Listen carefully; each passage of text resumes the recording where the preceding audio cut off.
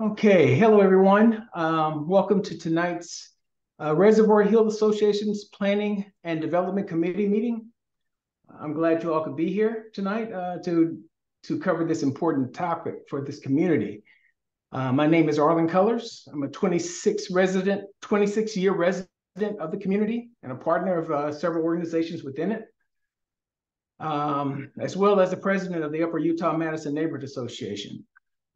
Due to time constraints, and the importance of this issue and the potential impact of the Amtrak BMP Frederick Tunnel Project on the residents of this Reservoir Hill community, tonight's meeting will be modified from its usual format. Ray Conaway, the acting district director of the Office of Representative Kwesi Mfume, is present and will be listening to our concerns and relaying them to our 7th District Federal Representative.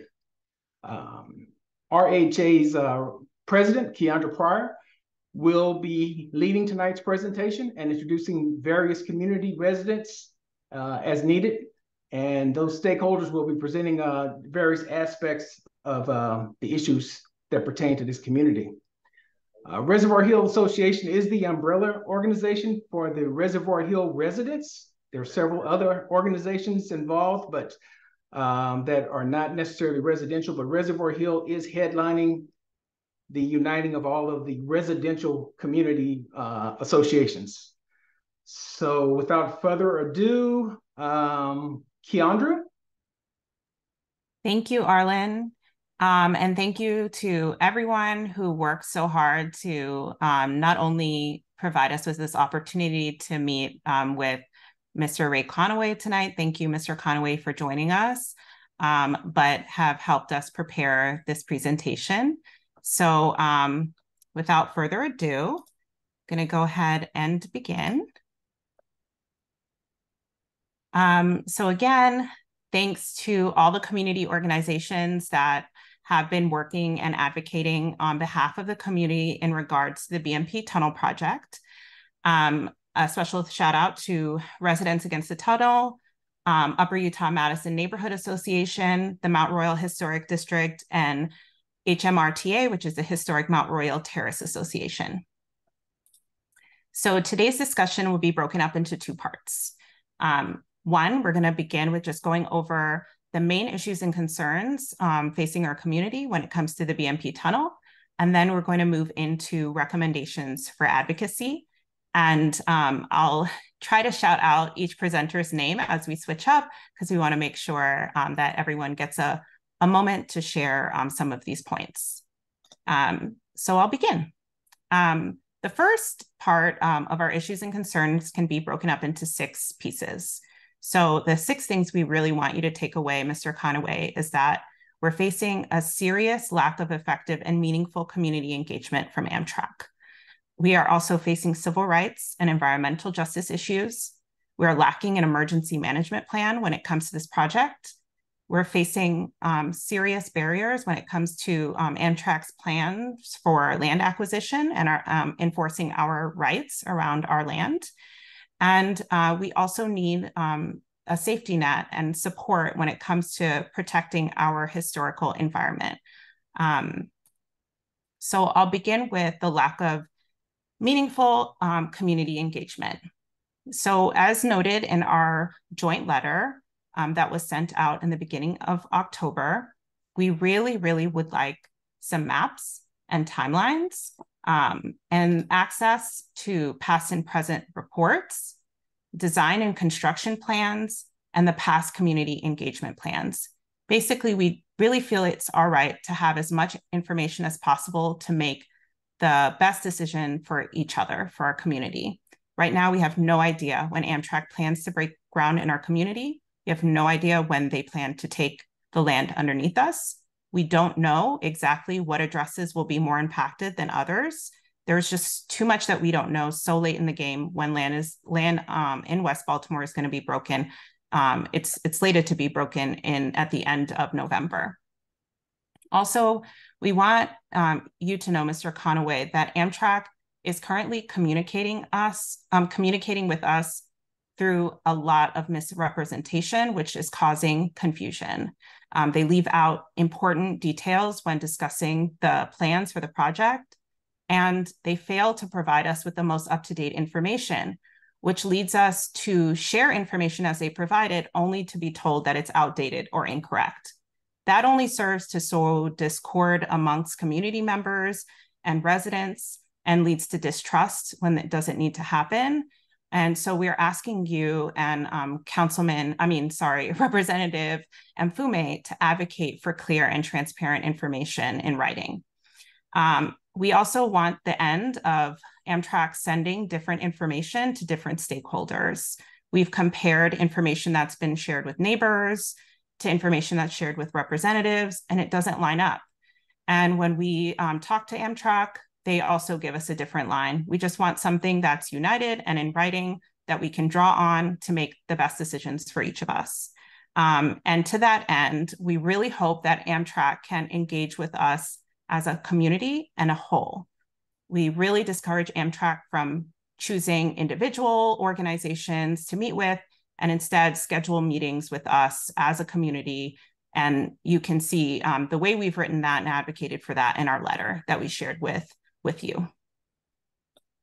So some examples of the way that Amtrak uses miscommunication to sow confusion is that they'll say things like, "Congratulations, community, through your advocacy, it's now only 2 tunnels." But what we know and they really mean is it's a 2-phase project. It's 2 tunnels now and it'll be 2 tunnels later. So it's still 4 tunnels. They'll say that emergency ventilation will improve the safety for passengers. But reading between the lines, we know that ventilation will significantly increase air pollution in our communities.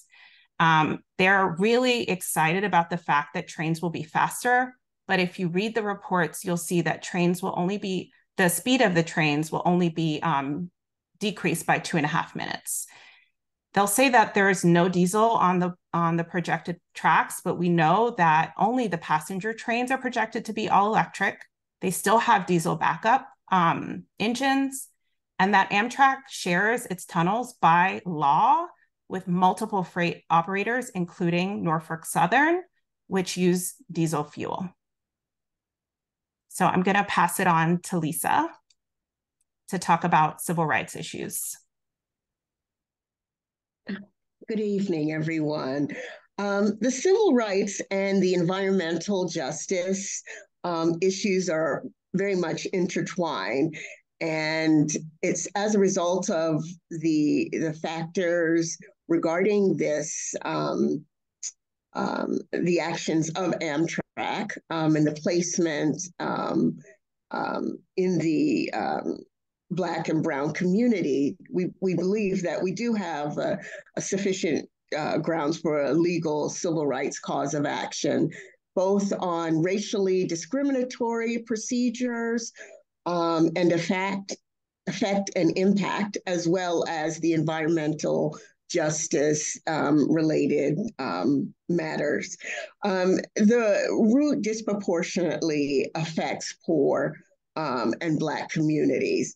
And that is as a result of this country's history of racially discriminatory redlining, which would likely foretell that any transportation routes that are going to negatively impact Black and Brown communities are more likely to be put in the Black and Brown community as compared with a community that has a higher proportion of white residents.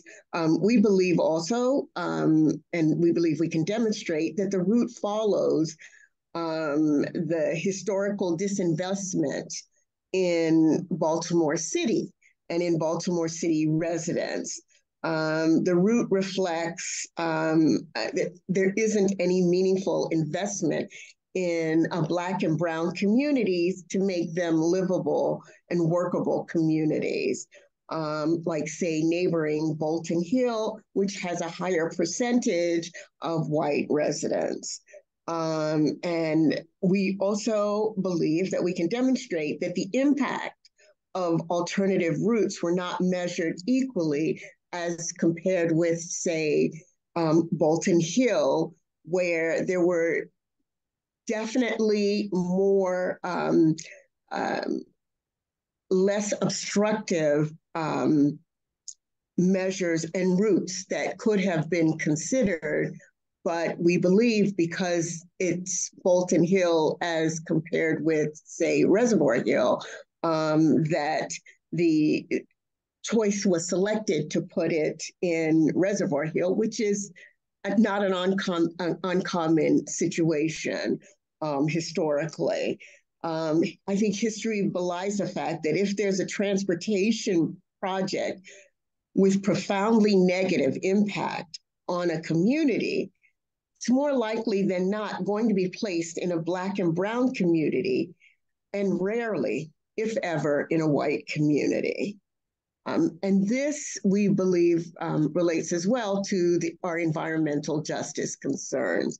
The plan that Amtrak has unfolded is to place an emergency ventilation facility about approximately or less than 300 feet from an elementary school.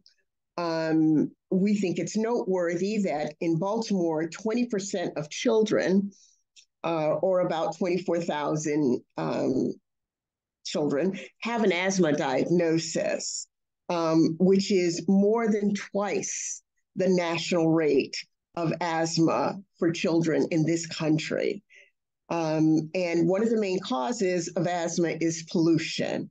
And this emergency ventilation system, which would potentially and likely spew pollutants, dangerous toxins into the air, would be located near an elementary school that's predominantly attended by Black and brown students. And that selection, given that Baltimore City's rate of emergency department visits due to asthma is the highest in Maryland. And in particular in West Baltimore, in this zip code, we have the highest rates of asthma-related emergency related visits concerning healthcare. Just recently, the asthma hospitalization rate in Baltimore City was 2.3 times higher than the average rate for Maryland. The emergency room or department rates for asthma in Baltimore City are 8 times as high as compared with neighboring Carroll County, which is a predominantly white neighboring county in the state of Maryland. Black residents compared to, well, let me go ahead with the statistics there. Black children are 7 times more likely to die from an asthma-related attack as compared with their white counterparts. So this is really an issue that's critical to our children who are located just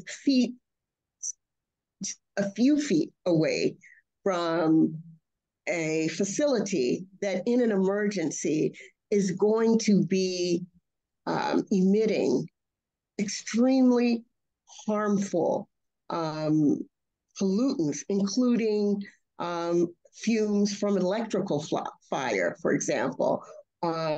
Should there be any sort of transit carrying harmful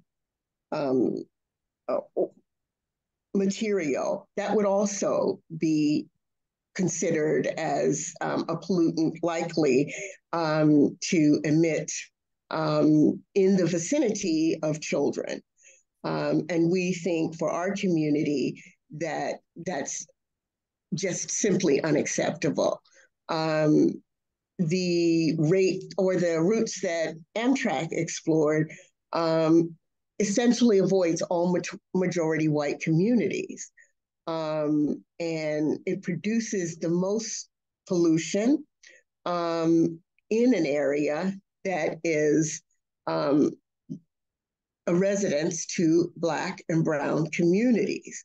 And the hazardous materials that could be potentially and likely emitted should be a major cause for concern, particularly given the statistics of the community, including the ethnic makeup, the income makeup.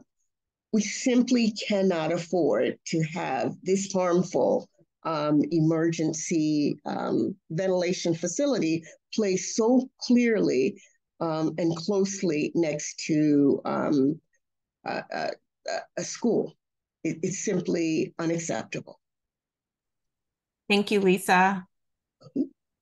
Yes, and Keondra, if I could very quickly, sure. Chime in. Mr. Conaway, I just want to make it very clear that Amtrak has disclosed that they have not engaged the Dorothy I. Height Elementary School Board about this emergency ventilation facility. And I often go to the school and I speak to parents, and a lot of the parents that have children enrolled at that school are not aware of the facility, which is a disservice. And it goes with the misrepresentation of this project. So I just want to make sure that's clear. I also know that we've spoken a lot, so want to give you the opportunity to ask any questions. And please, feel free to stop us at any point if you have any questions about the points that we're making. Thank you, Carson. And I don't know if someone who's not presenting, or I can't very easily look at the chat, but if people can monitor the chat in case people are asking questions as we go, that would be really helpful. Thank you. If I could just chime in, there was a point made about the discussion of hazardous materials that say that, I guess the point is that Amtrak's literature states that during normal operating hours, toxic freight wouldn't be transported using the tunnel. Well, it could be later in the day, and it wouldn't matter because these things don't likely disappear in a matter of hours. So once it's emitted into the air, it's there. So whether it's normal operating hours or sometime thereafter, once it's released, and then we have to sort of we have to sort of deal with it. And so that was a great point to be made. So I appreciate that. Yeah, and really quickly, I just want everyone to know they have not updated their environmental impact statement. So we do know, this graph is based on their own estimates of the changes to the air quality. So we know that they think that once the trains are running, carbon monoxide will be doubled, nitric oxide will be doubled, the VOCs in the air will be doubled. So this is by their own estimates, and they recognize that this route is the longest and the most pollutive route. So I just want to emphasize that. So moving on to the emergency management plan, this is a big concern. So on the right, we're highlighting what happened with Norfolk Southern, because I think it's a really good example. One, because it's really, a recent memory of a very bad train disaster, and one that actually directly was in relationship with our neighborhood, because Norfolk Southern uses the BMP tunnel and will continue to use the BMP tunnel in the future.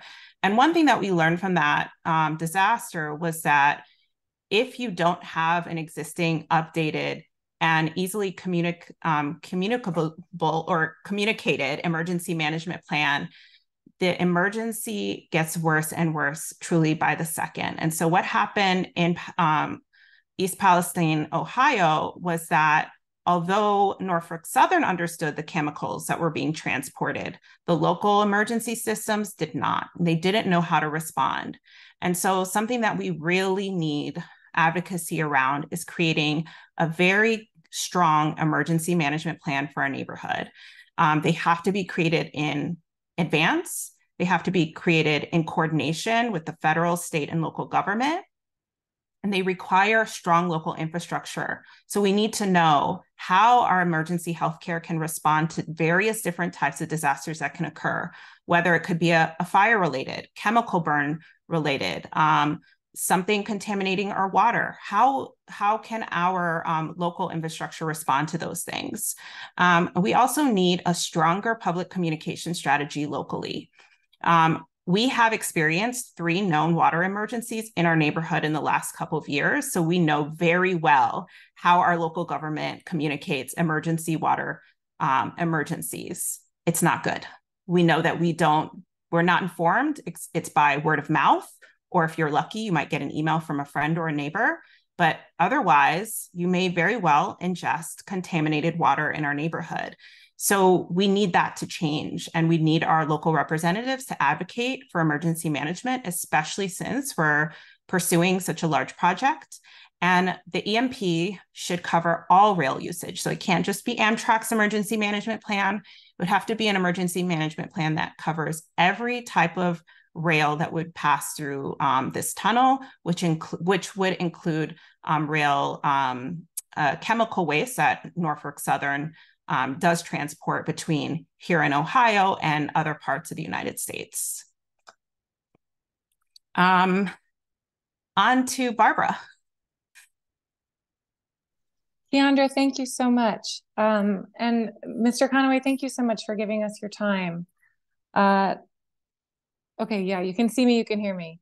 Okay, great, thank you. Sorry, I just like to, everyone who's gathered here is part of this community, and I'd like to reiterate the meaning of community in terms of Amtrak.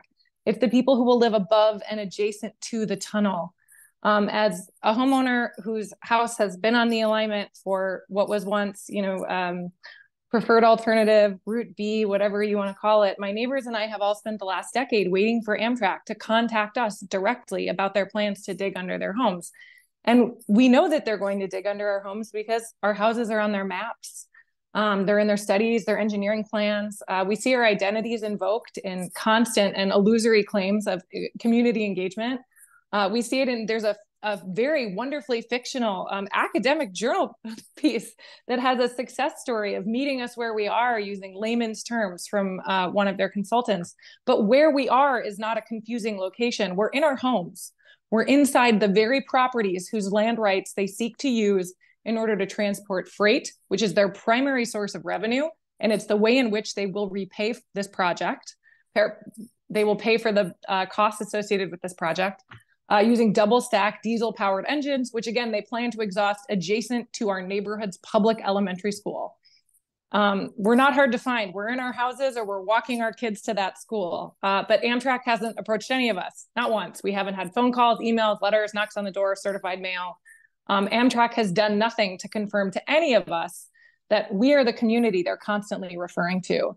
At their last open house, which I sought out because I care about this issue and I'm always looking for answers. Amtrak's representative finally announced in the sense they had a table in the back and they had some pamphlets stacked on it. They announced they would be seeking to gain the subsurface rights to properties on the alignment. But again, they wouldn't confirm a single address. I spoke to many, many people, including their Associate General Counsel, Deborah Rochkind, and all of them insisted that they would be, if and when they could confirm anyone's address, then they would be seeking to get our subsurface rights merely as a courtesy. And again, as the Amtrak's Associate General Counsel insisted, all of them insisted that they have eminent domain. But as of course, someone who is General Counsel for the railroad would understand, they don't have eminent domain. They have the right to invoke it in a court of law in which the burden of proof is on the plaintiff. And that kind of language is really scary to the residents of this neighborhood. It's so entitled and it's so glib and it's so misleading. No one on this alignment has ever been directly notified of Amtrak's intent. If you sought out Amtrak's position, which again, you would have to independently seek, there's no confirmation as to whether or not it applies to any of us. And when we do bring it up, we're misled and we're threatened with the prospect of a lawsuit. That's what have eminent domain implies, that Amtrak is capable of taking us to court. And as we can see, they've already done that in Edmondson and in West Baltimore. And for residents, for the residents in the 7th District, this presents a complicated problem because lawsuits in eminent domain are complicated. They require specific expertise. And more importantly, they require a lack of conflict. And when the parties at play our Amtrak and the federal government, every big law firm that has the kind of money to do pro bono or low bono litigation on behalf of a community is conflicted out. So this is not a typical public service matter that we can get assistance from community law organizations or any kind of legal aid. The residents of Maryland's 7th District really need from you, Mr. Conaway, to speak to Representative Mfume about helping us get some guidance for this process. We need to know what our rights are. We're being misled by Amtrak and we need help. That's it. Thank you so much, Barbara. Brandy. Hi, everyone. Thank you so much, Mr. Conaway, for your time this evening. All I can do is emphasize what my colleagues and neighbors have said in the context of our, historic homes. And, many of us, whether we knew it or not, bought homes in a federally and a locally recognized historic district. Not only is it recognized by the state of Maryland and the national government, it's also we have 2 Baltimore City CHAP districts, one of which is truly going to bear the brunt of this tunnel construction, both during construction and then after, while the tunnels are working. We have all come together to articulate that residents must have a discrete fund of money from which they can draw when their buildings and their homes are damaged, which they will inevitably be by the countless vehicles going up and down these old streets, the tunnel boring machines, and the running of the trains under their homes. This money cannot come from the Amtrak, the much touted Amtrak Community Investment Fund. That is a $50 million fund through which groups need to apply for grant monies and make a case for why they are deserving of the funds. We're deserving because our homes are above this construction project and they are not built to withstand modern infrastructure development. These homes, whether or not we have the vibration studies at this moment to determine that they're structurally sound to endure the construction, we know that when a FedEx truck rolls by or a school bus rolls by, that our buildings shake. So invariably, our buildings are going to suffer structurally from the construction of this tunnel, and potentially, most likely, from the running of trains underneath our homes. To that point, we need and we deserve third-party evaluation of the structural soundness of our homes and the buildings in the neighborhood before construction, during construction, and we need vibration and structural monitoring after construction. We need to be ensured that we have access to the data of how our homes and buildings are withstanding the brunt of the construction project. And we need to trust that the people who are giving us that data are not Amtrak engineers whose obligation it is to support Amtrak.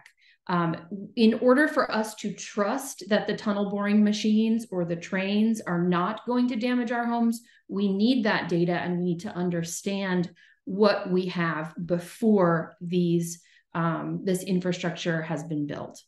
And finally, my last point is that, as Barbara said, residents at this moment are unsure of their rights in negotiating with Amtrak.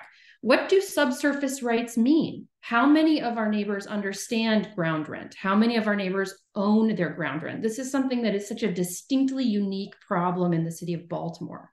So not only are our residents currently unsure of their rights in negotiating with Amtrak, they worry about insurance coverage in the case of disaster, or even the ability to obtain or adjust their insurance after this has been constructed.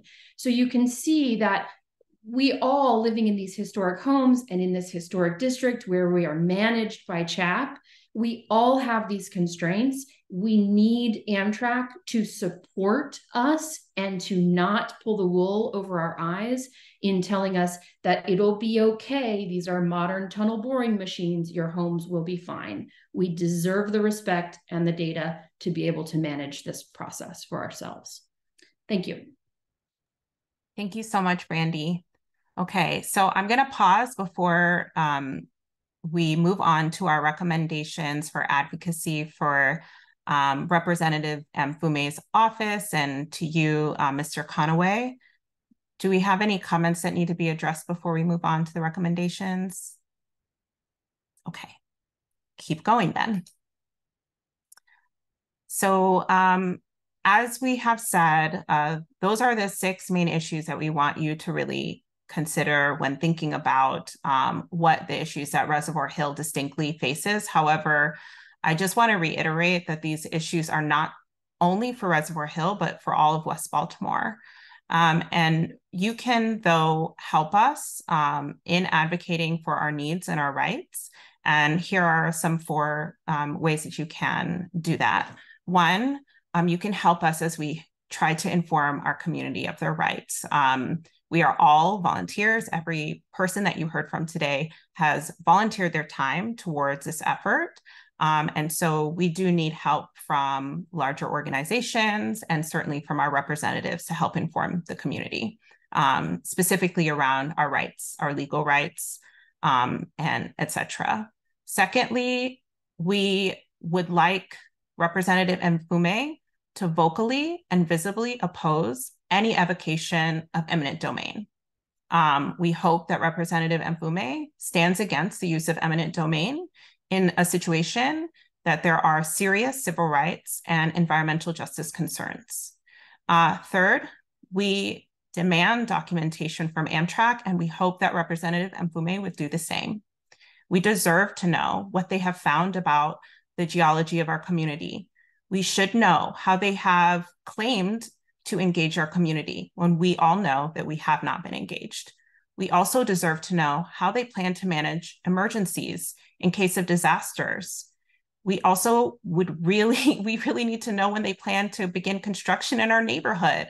What's the timeline? When will they begin to dig? When will they begin to approach our neighbors about buying the land underneath us? And we are asking Representative Mfume to continue to advocate for the things that we've outlined in our letter dated October 13th, 2023, which you were CC'd on. We ask that Representative Mfume take very seriously these environmental and civil rights justice concerns.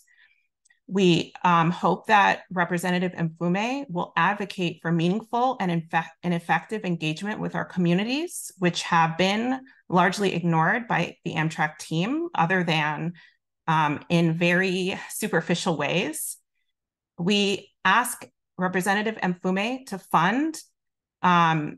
advocate for a fund for our historic districts and our health maintenance, because as we have outlined, a disaster is very much imminent. We see the writing on the wall, and we don't want to wait. Like the communities in East Palestine waited for disaster to ask for help, because at that point, it's too late. We also need clarity about Amtrak's liability within our community.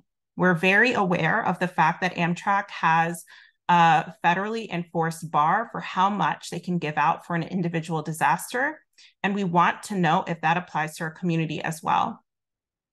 We also need to, we would really like Representative Mfume to advocate for the reconsideration of the tunnel routes and ventilation placement, because we truly believe that the decisions were made before the community was rightfully engaged and without the proper process in evaluating all the potential routes.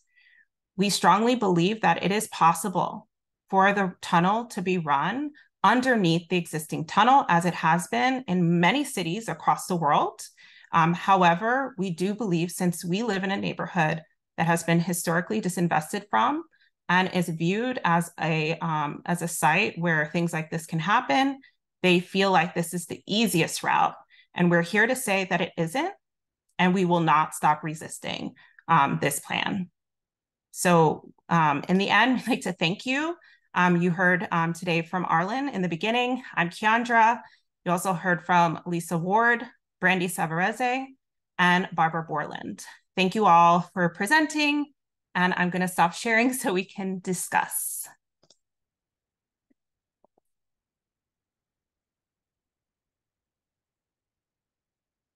I will hand it back to you, Arlen, to chair.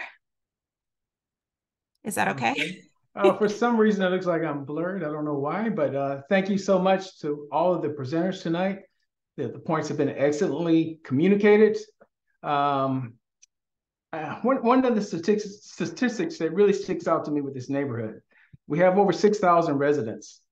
And even with the population being like 79% African-American and 17% white, it's still one of the most diverse communities in this city. And I don't understand, as has been pointed out, the necessity of running something of this nature through this community, especially given the strides that this community has made to uphold and to uplift this community as a whole. I mean, I always say this during the meetings. When I moved here in 1994, I was told to stay away from this community. They said, don't go into Druid Hill Park, don't go into Reservoir Hill, and now it's a draw. That didn't happen just because of me. That happened because of people that were here before me that established these communities and these organizations and have been pushing forward. The people that are on the panel tonight and are participating in this conversation are representative of those neighbors who continue that push. We ask that our representatives listen to our concerns and take actions in support of our concerns. Keondra, I don't have anything else to say regarding that. Mr. Conaway, do you have anything you'd like to say? Well, first, let me just thank everyone's attendance, and to all the presenters. Thank you very much for the insightful information. I think that your recommendations and your insight were exceptionally clear, and you may have saw me looking away here. That was only for the purpose of trying to collect my notes as best as I could. And I take that very seriously as a former educator, because I want my students to take good notes. So it's only right that I practice what I preach. So thank you all so very much for that. Ms. Prier, I want to thank you for taking my call a couple of weeks ago and for allowing me to be here this evening. Like I shared with you on the call, the Congressman is keenly aware of the project and has tasked me directly with making sure that I have an opening, a listening, and a responsive ear to the residents of this community, and what is shared by way of the community's presentation transported onto my notes to make its way to his desk. And so thank you all again for that opportunity. My presence here tonight is on a fact-finding mission. And it's very clear to see that this community has done a lot of its research on the impacts of this project. And what I am committing to you all this evening is that the notes that I have gathered, and I'm certain that the comments that will come in a few moments when I go back on mute from residents, will make their way to the desk of Congressman Mfume, who, let me just emphasize again, is keenly aware of the project, is keenly aware that this communities, have expressed their concerns about it, and is taking the voices that you all have shared extremely serious. I am here again on the fact-finding mission to make sure that the most accurate information is presented to the Congressman, so that when these recommendations that you all have laid out exceptionally clear to me that I copied down are shared with him, he has the context and the knowledge to make a decision on them. And so I will stop there. I know if there are folks who have questions or folks who want to share something with me, that's my purpose here tonight. And so I'm not going to belabor that point with my remarks. But again, thank you all for the opportunity to come and talk to you. I deeply, deeply appreciate it. Okay, I believe Mark had his hand up first. I would like to amplify some of the concerns about the way our houses are constructed. And frankly, I don't believe that there is any way that these tunnels can be built without harming them. Citizens near the tunnels occupy homes that are very much at risk to sustain permanent structural damage if they are exposed to vibrations of tunnel boring machines plus the explosive blasting that they're planning to use. The dangers that are caused by an assault from vibration have not been adequately defined or represented by the tunnel promoters. The developers are requiring proof that any damage to our homes was caused by tunnel construction. So property owners are likely to encounter expensive legal fees as well as lengthy trials when they claim compensation for damages. Most homes in the pathway of the tunnels from end to end, whether they are modest or large, are over 100 years old. In row house construction, brick walls support the wooden joists that support the roof, floor, and walls of the interior structure. If these walls become compromised, the entire house can be condemned. The shallow footings and foundations and the masonry support walls have already settled in sandy soil. This and mortar joints that have weakened from prolonged exposure to moisture in our acids soil make the houses extremely vulnerable to damage by vibration. Geological conditions, such as any unstable conditions found in the soil and rock formations underneath the structure, and how strong and long the vibrations are and how long they travel they can determine the likelihood and magnitude of damage that can be expected. The risks of burden and burden of proof problem are being addressed by one small group, residents who are working with something called the Thriving Earth Exchange. And we are trying to get funding. We are hiring structural engineers who will prepare a comprehensive report that clearly explains the nature of the vibrations that we can expect to encounter and the structural damage that we might expect to occur in their homes. The report will require analyzing data that is very technical. So we must work with licensed experts whose interpretations will be considered valid.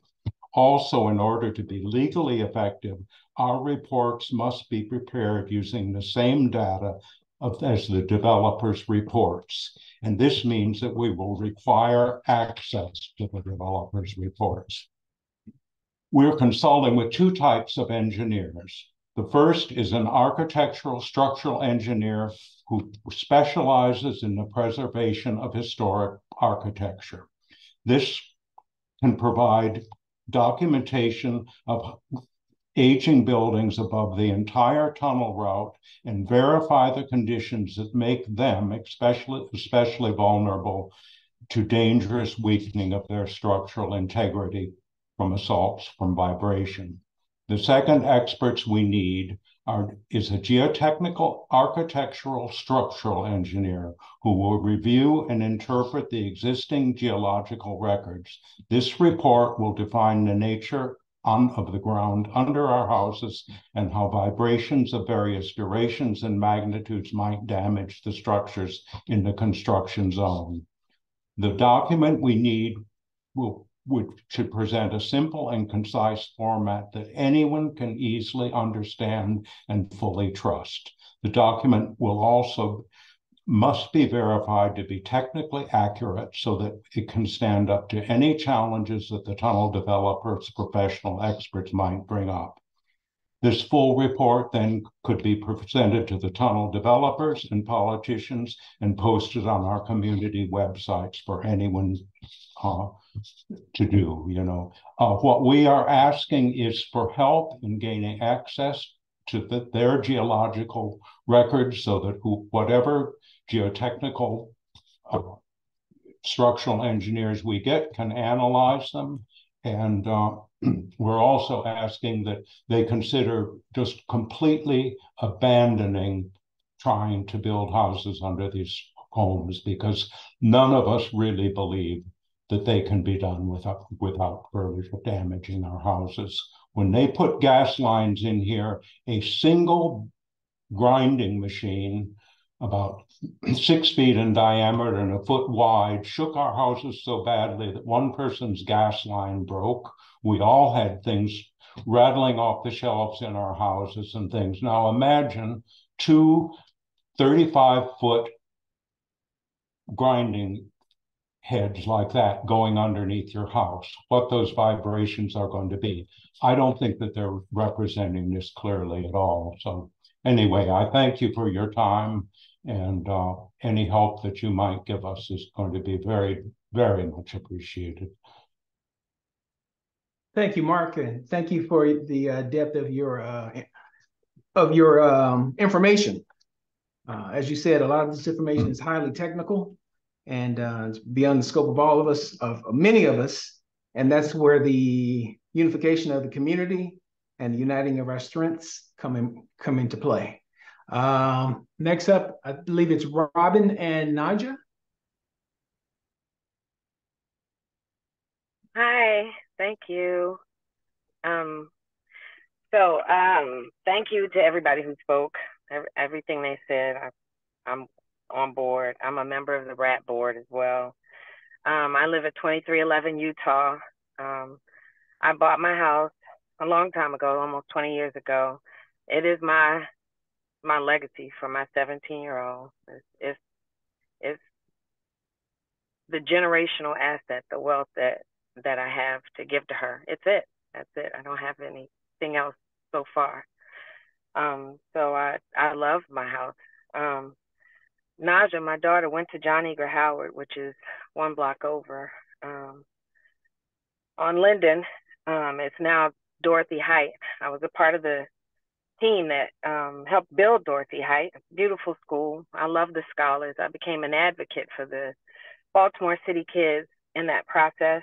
I still advocate for the scholars.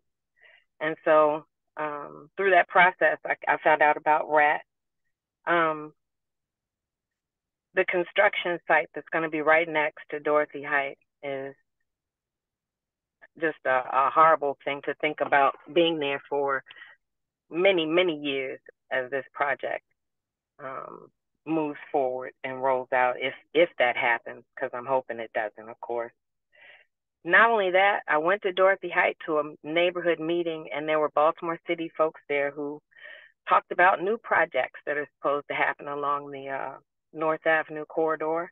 And they mentioned that Utah and is it Marshburn, the school, the elementary school on Utah, is going to be closing. So that's going to be more scholars headed to Dorothy Height through construction that's going to be there for years and years. Amtrak did not take the time to do the environmental study that will show how this is going to impact the kids. But my thing is our future, our scholars. And all these new projects is one part of Baltimore City talking to the other part without getting secondhand information or just something that they have accepted from Amtrak. There needs to be a cohesive group of folks from all the different Baltimore City offices that understand exactly how this is going to impact our neighborhood, because you can't roll out a new project in a neighborhood that's going to be awash with construction. It's a waste of taxpayer money, and I am a taxpayer. So those have been my concerns, and those are new concerns, the additional projects that they're talking about rolling out. And I just hope you can help us. Thank you. Thank you, Robin. You brought up a really good point that I hadn't thought of. The impact on the young scholars will occur during construction, which is going to be for several years, and then afterwards as well. And then again, whenever the other two tunnels come in as well. So what are we looking at? 2 decades of construction that will be affecting that school. That's supposed to be a premier school. That's supposed to be, and as we know, neighborhoods are built and maintained by having good schools. So that's a very good issue. Thank you for bringing that up. Allison, I see that your hand is up. Hi, good evening. I'm off camera because it is post-dinner, pre-bedtime in my house, and things get a little wild. I just want to speak briefly. I deal with data for a living, and everyone on this call has done a phenomenal job at laying out the facts before us. with what we're facing as residents in Reservoir Hill. I am relatively new to the community, given the length of time that many have been in this community, but my husband and I moved here very intentionally because of the sense of community that we felt here. I'm not gonna put my camera on. I'm sorry, buddy. I'm sitting here with my two children who will be 2 and 5 years old this week. And so my plea is an emotional one because the facts have been laid out very clearly. How will I sleep at night as a mother, knowing that at any moment, this beautiful home that we bought to be a part of this vibrant community could come down around us? It is sickening and horrifying to think about. And so, Mr. Conaway, I can't echo enough our appreciation for your ear tonight. And I just want to say on an emotional level, because you can have a treat in 1 second, buddy, on an emotional level, because I think the facts have been laid out. We are begging you to heed us. All of our lives are depending on the outcomes of this situation. So thank you. Thank you, Allison. And Representative Mr. Conaway, I'm glad that she spoke. I've raised 3 daughters. My wife and I have raised 3 daughters here. And there's so many young families in this community. And as was stated earlier, this is a legacy. I mean, you hear nowadays that people don't want to pass down legacy. I want to pass a legacy onto my kids. I want them to appreciate the neighborhood that they grew up in, that their family had an impact in. So thank you so much for bringing that up. I see that Lisa's hand is up.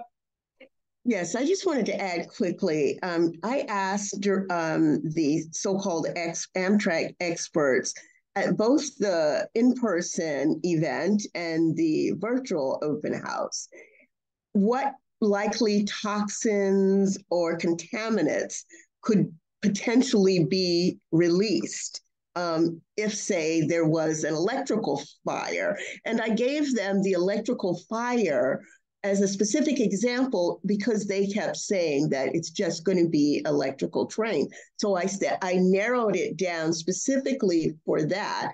And I was told by the so-called experts, 1, accidents rarely happen. And 2, it was too speculative for them to be able to answer what would happen if there were an electrical fire. And this from an organization that plans to run electric trains through there. So there is no plan in place, at least that they're willing to share, about what would happen in an emergency. And I just thought that was so important. And I just want to make sure that you all that everyone's aware of that this kind of cavalier attitude about being responsive to the community about what might potentially happen in an emergency is just unacceptable. Thank you, Lisa. And just to add to that as well, our concern about the communication is clearly pointed out when one of our neighbors approached people who were taking core samples, and they had no permits. And then when she asked them about it, when they came back and had the permits and they were drilling near her window and they almost broke the window, or she was concerned about the window being broken, they just kind of dismissed her and said, they'll pay for it if it breaks. That's totally disrespectful. Angel St. Jean or St. John? Hello. Hi, everybody. And thank you, Mr. Conaway, for joining. I just, agree, first of all, with everything that was presented. And I just want to congratulate my neighbors for just putting together such an excellent presentation and really capturing all of the things that we have felt for a very long time. Folks on this call, including Kathy and others, have been at these meetings expressing these concerns, and we've just literally been ignored. And in fact, seem, as Barbara said, our community represented as if we have been supportive of this project. I put in a chat, and I saw a couple other folks agree, just changing the name to the Frederick Douglass Tunnel is so incredibly offensive, the way that we have been treated in this process. And we feel like it's just indicative of their approach throughout this whole process, to mislead us, to make it seem like there's, support for a project that does not exist. I have 3 children in this neighborhood, and I am appalled at the idea of any kind of exhaust tunnel being put next to a school and being put in my neighborhood, where my children live. I have been to a lot of the meetings and expressed my concerns about that, about freight going underneath our houses. Baltimore City, and I worked for the city for a number of years. We spent a lot of time and effort trying to convince people to move here. I was at an event today, Baltimore Together, where you're talking about the population decline and how we want people to move here. We've moved into this house. I've been here 10 years and made an investment in this neighborhood. And to have people who don't live here come here and just make decisions that are going to impact this investment that we made, let alone, our health. And for our representatives to not be engaged in that, we vote. Like, we're not people who, are sitting around, wishing for things to happen. Is why we're on this call and why we've been engaged so far. And so we expect the people that we have voted for, I voted for Kweisi Mfume to be in the seat, and I want to be, represented in those conversations when we're not at the table by the people that we put there, to make sure that our rights are protected, that we're not railroaded by this project. And so I can't, say more than what has already been done, except for the fact that I've made an investment here. My children live here, and we want to live in a community that is environmentally safe, and that is economically beneficial for us, which is why we picked this neighborhood. Thank you so much, Angel. We're running short on time, but Mike of Newington Avenue.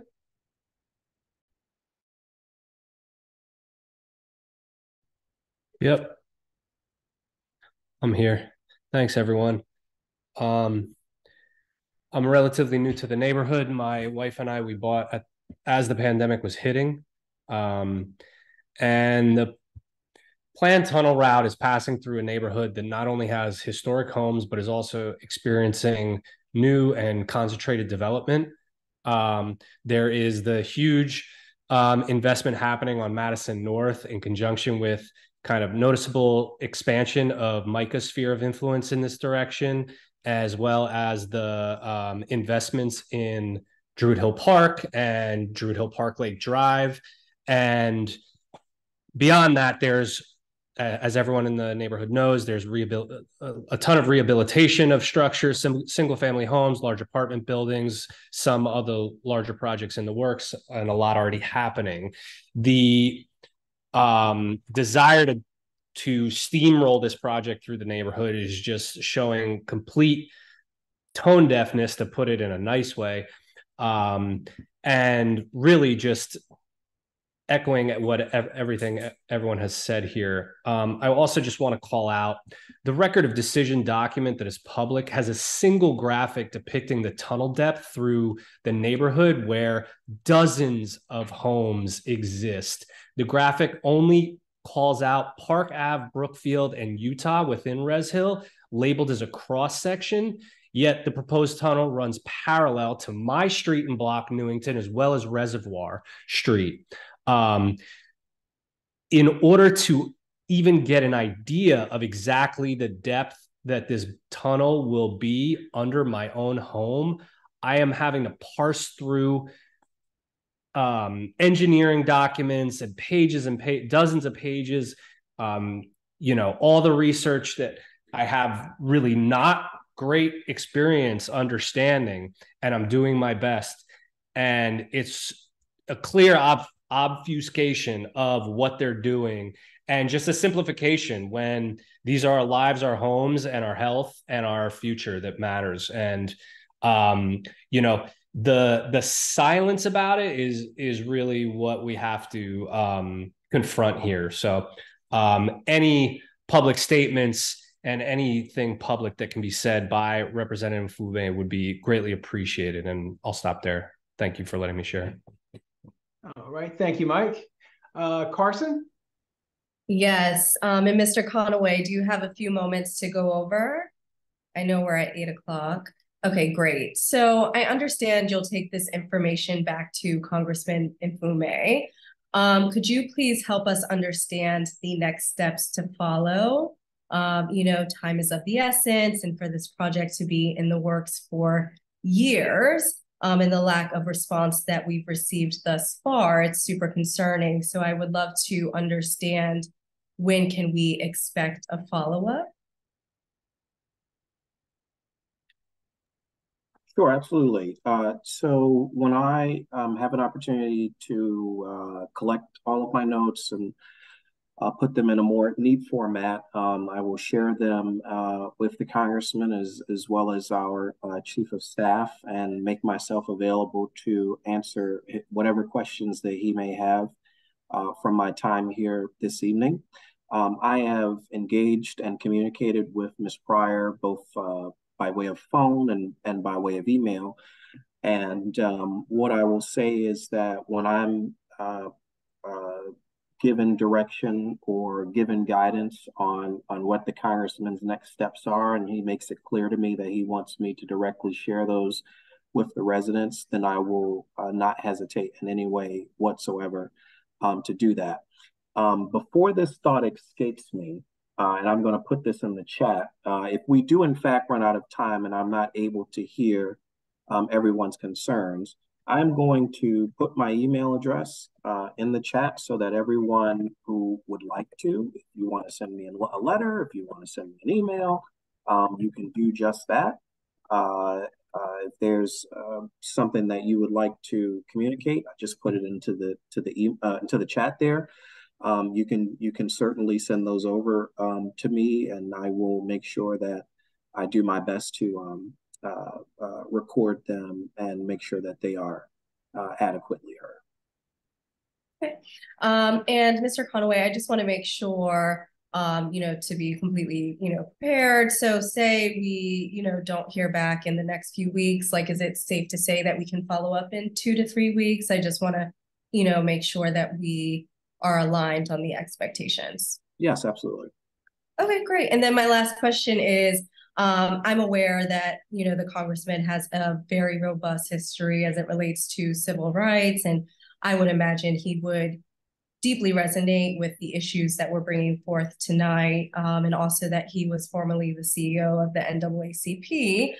Perhaps it would be worthwhile to make the connection to the group, or perhaps the Legal Defense Fund. Is that something that's possible?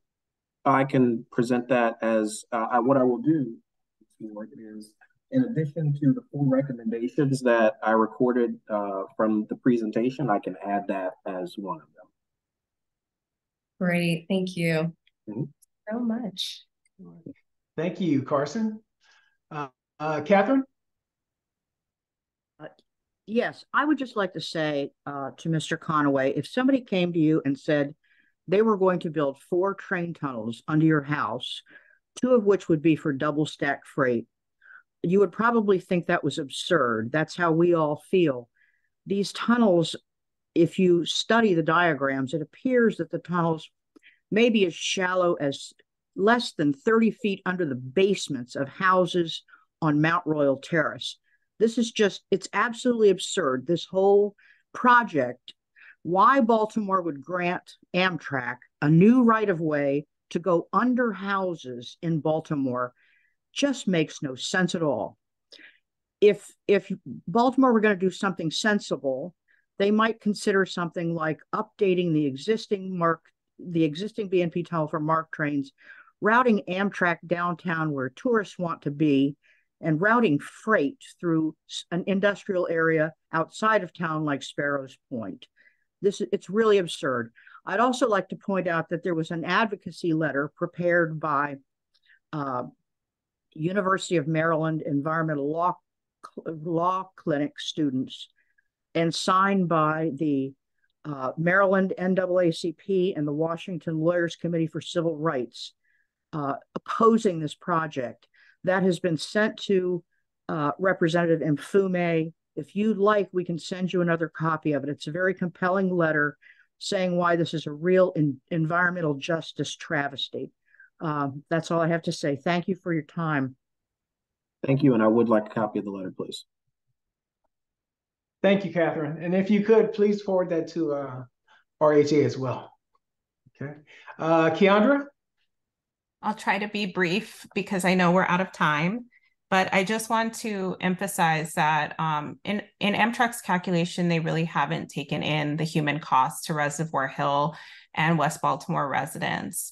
And that was really apparent to me when speaking to the new project manager of the project, who laughed when I brought up the fact that a similar project in Stockholm, Sweden, was constructed underneath a nearly 200-year-old tunnel. And surely we have the engineering possibilities to do the same here in Baltimore.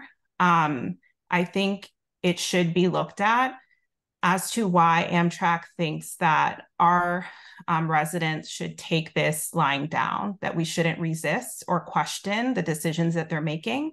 And I also think it's concerning that our representatives aren't being as critical as we have been tonight. And so I really want to, second, third, quadruple everything people have said, in that we really, really beg Congressman Mfume to be that critical voice for us, to really push back on the narratives that Amtrak has publicized, and really read between the lines and ask a lot of questions about how they've come to their conclusions, and whether or not that's just furthering years and decades of disinvestment in our community, and furthering racial discrimination that's occurred in our communities.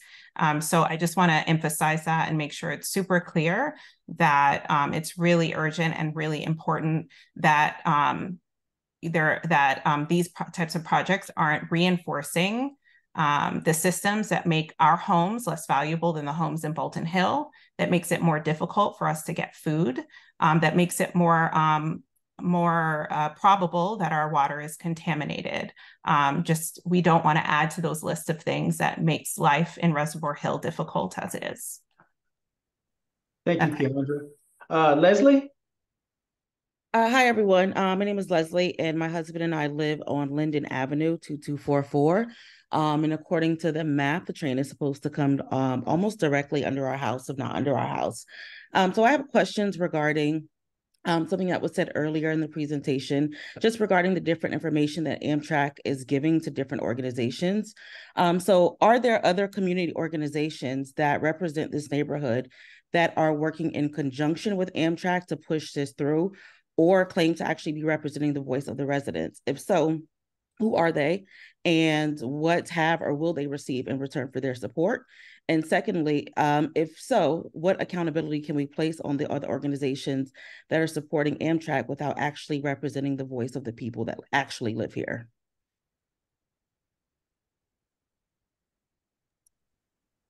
Arlen or I or Brandy could probably answer that. Hi, I'm Barbara.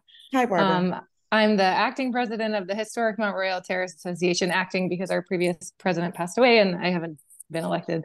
I ascended. We attended a meeting that Amtrak invited us to. By we, I mean Historic Mount Royal Terrace Association, RHA, the Reservoir Hill Association, and Arlen from Upper Madison, Utah. We all went to a meeting on Wednesday night that Amtrak had over this, what you're referring to, an amount of money that's being paid into community organizations. And what I expected was to see RHIC there, the Reservoir Hill Improvement Council, which is a CDC. So that's they're an economically incentivized business that works here in our neighborhood. And of course, they don't live in our neighborhood. Some of the board members have lived in our neighborhood, though it's my understanding they're not communicating with them about this issue. And so that the amount of money that Community Mitigation Fund is $50 million. It's technically actually $47.5 million because $47.250 million because $2,750,000 has been partitioned for historic redevelopment. in Edmondson, which is laughable. That's not enough to renovate a single building, much less two whole neighborhoods.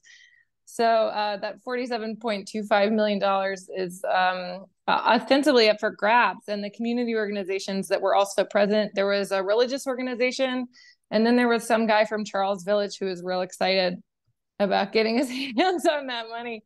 And asked Amtrak actually if they wanted him to share this with the residents or if they wanted him to hold it back, you know, the information that he learned out of a courtesy to Amtrak. And yeah, I am astonished that these organizations have worked to represent us. And I think, Leslie, I really appreciate you saying your address, saying where you live, saying that you live on the alignment. I think it's really meaningful if we can iterate to Mr. Conaway and to Representative Mfume. There is a community. It's a real community. We're on Amtrak's maps. We're not hard to find. And Arlen, if you have anything more to say about that meeting, I think that would be helpful. Thank you, Barbara. You covered that very nicely. And we are not hard to find. We are the residents of this community. As Keondra said, RHIC and the other community development corporations are not necessarily or are not residents of this community. So we are the voting residents. We live here. We raise our families here. Laura? Laura? Hi, just real quick. When this project was first announced back in 2015 and we asked a lot of these questions, we raised a lot of these concerns, and we have not gotten answers. So I would like to roll it back to something Kathy was saying about it makes no sense. This year alone, in the first 3 months, there were 13 freight derailments, which resulted in explosions and toxins and all kinds of things. And then there were the usual PR about, oh, we're making it safer, yet they fought all the rules in Congress. Why would we spend what was $4 billion and is already now $6 billion to bring more freight through Baltimore City when progressive cities are taking it around? So that's the freight end. On the passenger end, Amtrak's PR would have us believe that this is going to be a whole lot faster. But as Keondra said, I believe it was Keondra, it is only a maximum by their own count of 150 seconds faster, the route through the tunnel. It makes no sense. What is the return on investment for $6.5 billion for those two results? One, throwing good money after bad, and the other, something that has such a minor impact that there must be a simpler way to do it. Much as the Howard Street Tunnel was going to cost billions, they finally sent engineers down to actually solve the problem instead of having people who had a financial interest in the big construction. They actually had engineers go down and look and go, hey, you know what? We could do it this way. They didn't have to tear up Baltimore, and it cost a fraction of the amount. So I'd love to go back to those beginning questions of what, why, when, and that got run over as this runaway train just took off with this idea of, yeah, we're going to do it, we're going to do it, we're going to do it, we're going to do it. Thank you. Thank you, Laura. And I want to thank everyone who's here tonight. We had at one point over 50 participants. So Mr. Conaway, please let our representative Mr. Mfume know that he has citizens here in this community that are highly motivated and activated, and we do the work to get the community done, which is the purpose of having representation. A lot of times communities sit back and want it done for them. This is a community that's active, and we're looking for representation that is reflective of that action. Anyone else have any questions or comments? Can I just, because some folks on the call aren't members of RAD or members of any of the organizations on the call. So if I put the BP Tunnel Working Group email in the chat, but if any other organizations, RAD, if you want to put your email or anything so people know how to join your organization or link up, I hope it's super clear. We're stronger together. We have to communicate with each other. We have to work with each other to get things done. So I don't care if you're joining RHA. I don't care if you're joining HMRTA or RAT. or Upper Utah, whatever it is, please join together with neighbors, because that's how we can make changes in our neighborhood. And that's it. Sorry to. All right. If there are no more questions or comments, I think we should end this. Again, thank you everyone for coming tonight, taking your time off tonight to come on a Monday evening. And thank you, Mr. Conaway, for coming to listen to our concerns. Give our representative, Mr. Mfume, our deepest regards. Thank you all for the invitation. Good night. Thanks, everybody. Thank you. Good night, everyone. Thank you. Good night. Thank you. Hello, you out front? It's Robin and Naja. We were here. Bye. Your alarm is going off up there.